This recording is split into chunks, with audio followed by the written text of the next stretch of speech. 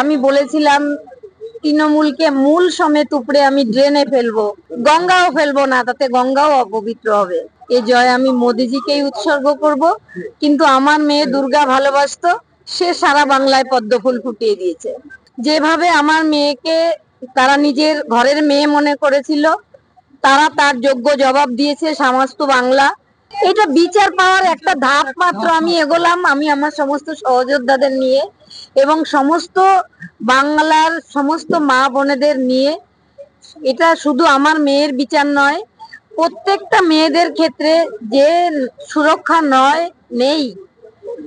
আমাদের প্রাক্তন মুখ্যমন্ত্রী এখন তিনি যেমন বলেন রাত্রে 8টায় পরে মেয়েরা বাইরে বেরোবে না, মেয়েদের নাইট ডিউটি দেওয়া হবে না, সেই দুর্নীতি থেকে আমরা বাঙালির যে মা বোনেরাও মুক্ত হলাম।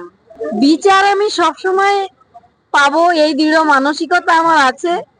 সেই জায়গাটা আমি একটা ধাপ এগোলাম। 12 তারিখ আমার হাইকোর্টে হিয়ারিংও রয়েছে, আমার লয়ারদের সঙ্গে বসতে হবে, তাদের সঙ্গে কথা বলতে হবে, সেটা আদালতে চলবে। কিন্তু এই যে মানুষের জয়, তাদের জন্যও আমার কাজ করতে হবে। আমি সেটা হিসাব করেই আমি এই রাস্তায় নেমেছি।